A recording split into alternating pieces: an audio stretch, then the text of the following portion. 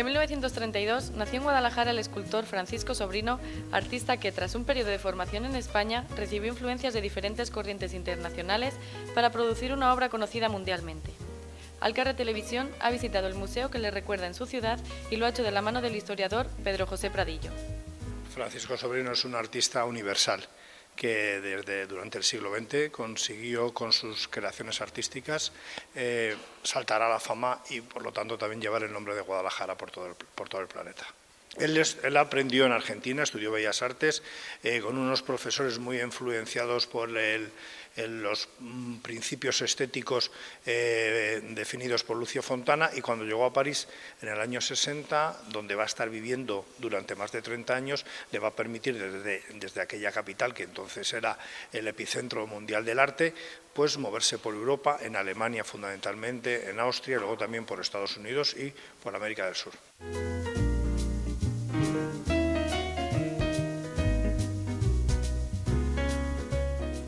El cariño que sentía el artista Francisco Sobrino por su ciudad natal fue correspondido con la construcción del museo, que acoge numerosas obras del escultor y que porta su propio nombre.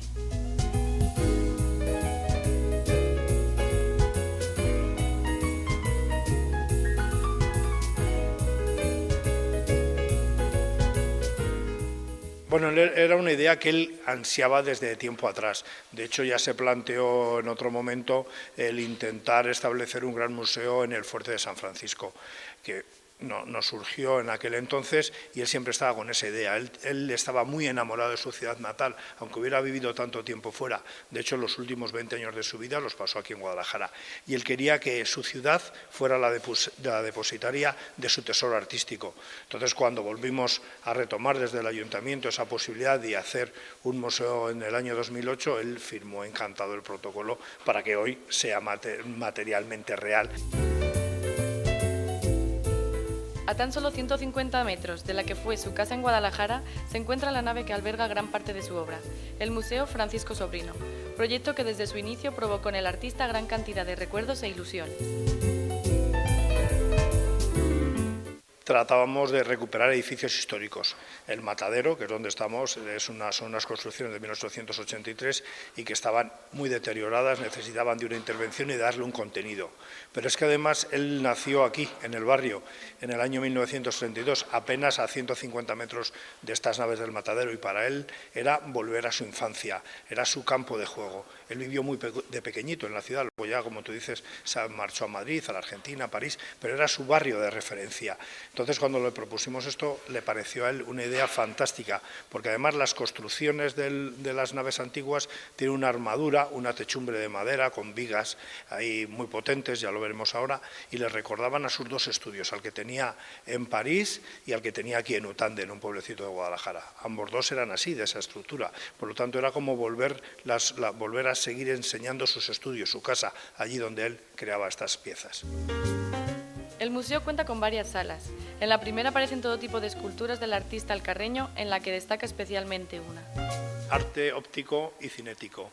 En este caso, esta pieza que tenemos aquí de referencia es una obra cinética, no porque se mueva en sí misma, sino porque genera esa sensación de movimiento rotatorio sobre su eje. Si nos fijamos atentamente, es simplemente un triángulo.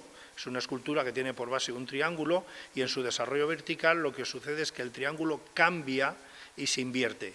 El lado mayor, que estaba en la parte baja en un lateral, en la parte más alta está en el lado contrario. Y al evolucionar de esa manera cada una de las lamas verticales, parece que la escultura está rotando sobre sí misma.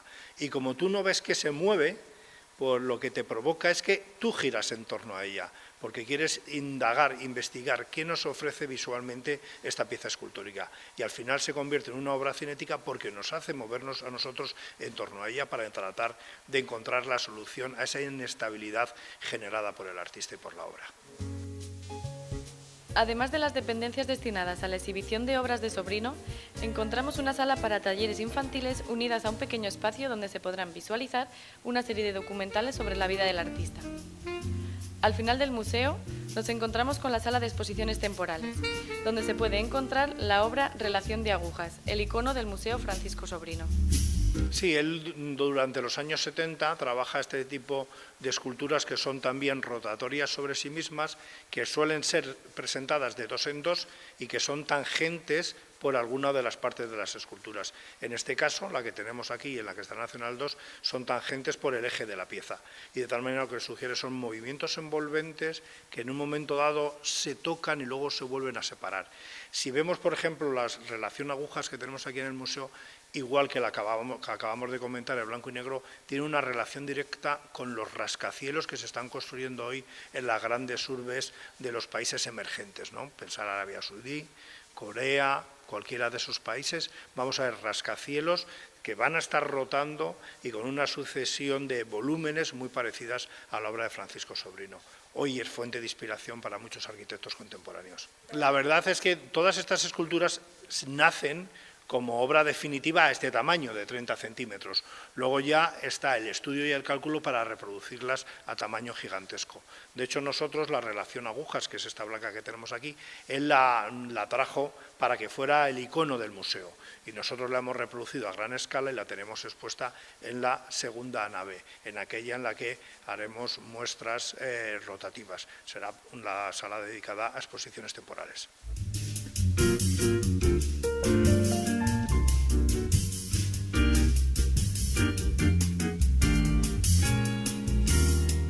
Según nos vayamos adentrando en la vida y obra de Francisco Sobrino, iremos conociendo aún más tanto al escultor como a su estilo, el cual está marcado por el movimiento y la inestabilidad.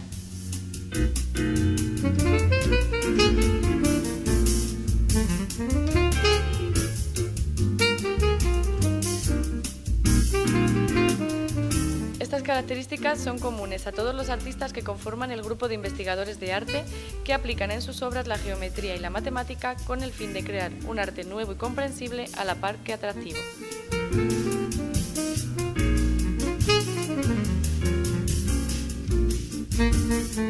En aquella época, en el año 60, que es cuando se crea el grupo, la mayoría de las manifestaciones artísticas eran abstracción salvaje, no abstracción geométrica, bueno, que estamos aquí, una abstracción muy orgánica, de unos impactos de colores totalmente deformes, digamos, ¿no?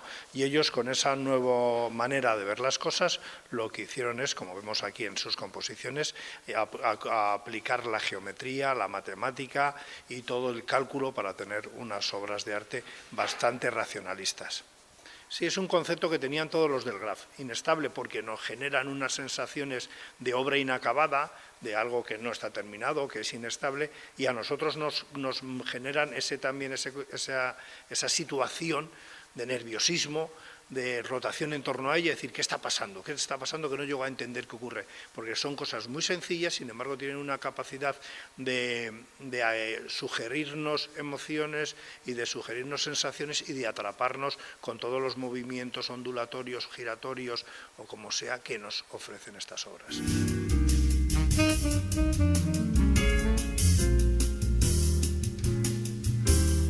Francisco Sobrino se rinde ante su ciudad y desea que sea ella, Guadalajara, la dueña de sus obras con el fin de mostrar su arte a sus convecinos.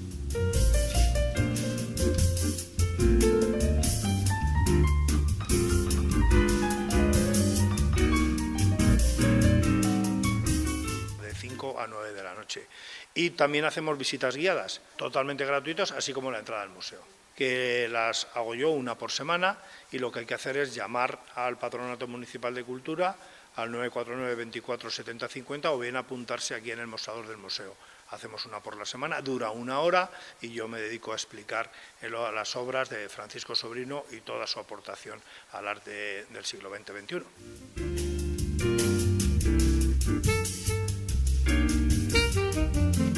Museo Francisco Sobrino, un merecido homenaje a un escultor alcarreño conocido a nivel internacional, cuyas obras podemos contemplar en una interesante visita guiada.